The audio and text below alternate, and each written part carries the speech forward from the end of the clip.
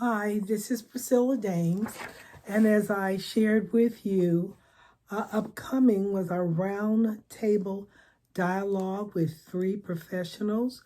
We've already begun the 100 days of coping, conflicts, and COVID. We're piggybacking on our new president, Joe Biden's initiative.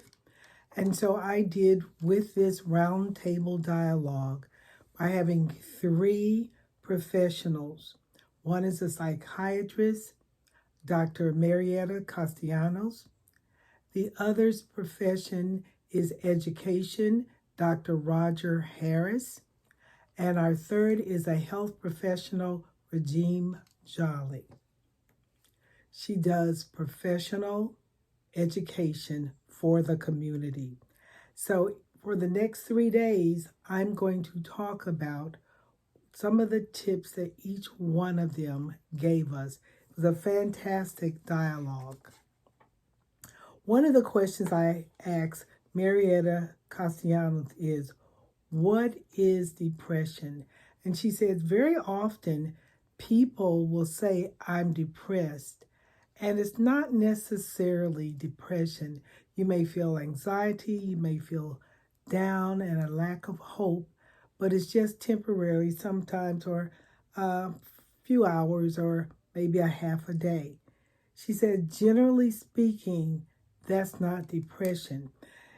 She said she doesn't like to give definitions too often because everyone does not fit exactly in all of the definitions. You may be someone that is depressed and not fit the definition.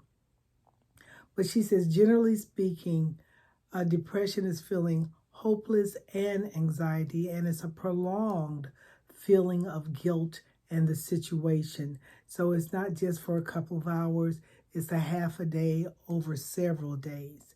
Sometimes you can't get out of the bed. Sometimes you feel hopeless. It may last a week, 2 weeks. So it's a prolonged situation.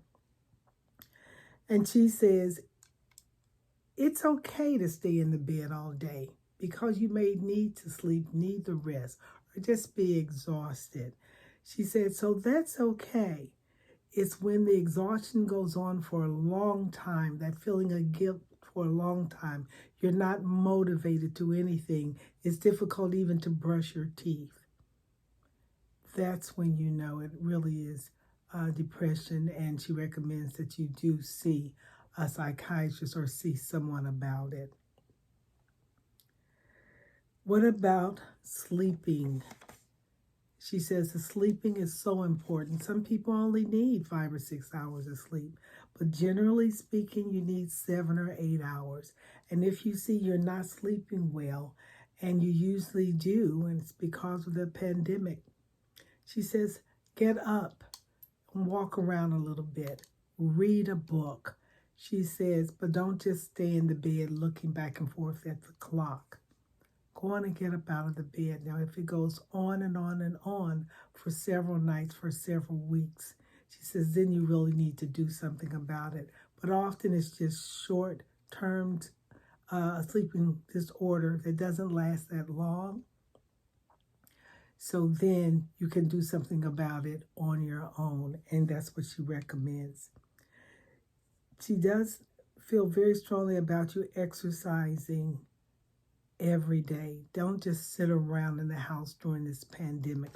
We don't know how much longer it's going to last. And so make sure you do something every single day, even if it's not formal exercising and lifting weights and running and all that. Make sure you get up and move around. Movement is important. She suggests the book No More Sleepless Nights by Peter Hari. That's Peter, Hauri, No More Sleepless Nights. That's Dr. Marietta Castellanos. She's been a psychiatrist for over 30 years. Her phone number is 305-663-0213. Each one of the guests could have been a singular guest that I could have had a prolonged dialogue with, but they were excellent. I'm going to try to have them back. This is Priscilla Dames with our roundtable dialogue on 100 days coping conflicts and COVID-19. Bye-bye.